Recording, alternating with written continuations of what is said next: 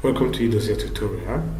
I just created a school and I'm going into the admin area to show you the power of Edozzier. Edozzier is a full feature school management system that allows you to manage all the hectic management operations of a school, a typical primary or secondary school, and even a tertiary institution, a tertiary setup. Can use Edozzier very conveniently, and I will be showing you how to quickly get comfortable with setting up your Edozzier for your school. Now, Edozzier is so powerful that it can manage all the processes from academics, talking of the academic structure of your school. You can set up the academic structure of your school.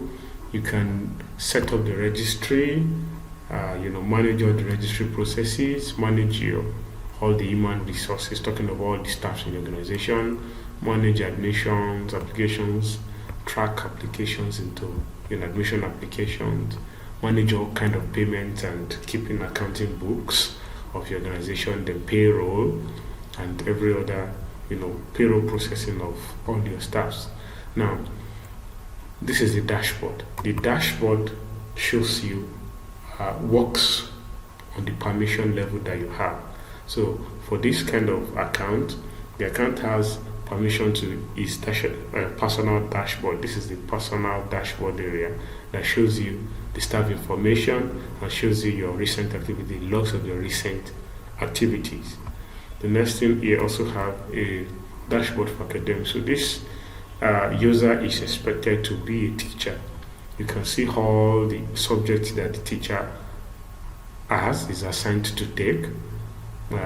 Then the attendance for the students, the timetable for the teacher daily, and also the job of exam result entry.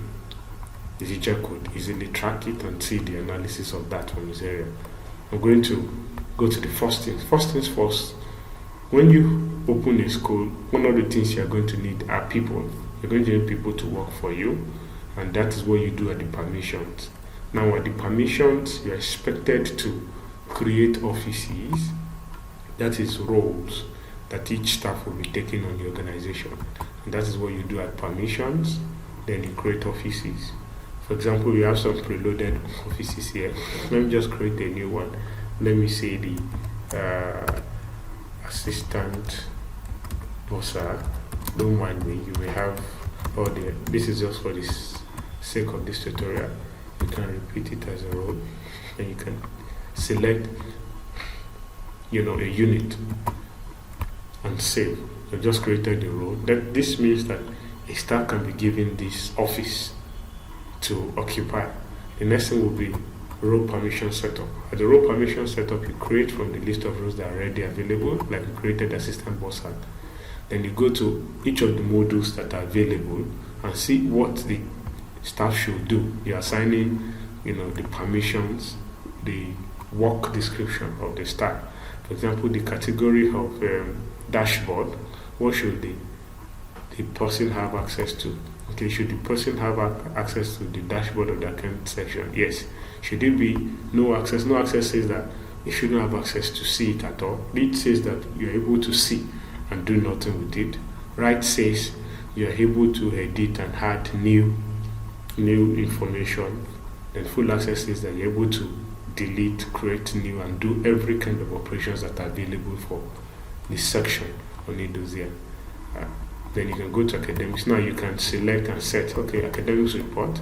Should the assistant boss have access to it? Okay, maybe read, just see alone, and not able to change it again. Flash report will be okay. You're able to add to it. You may say full access. Then after you have done that, you are to save. So you carefully prepare that, and once that is done, the next thing will be to assign the role that you have created permissions for to a staff. So we can select the staff and say, I am giving you this permission, but we'll continue in the next tutorial.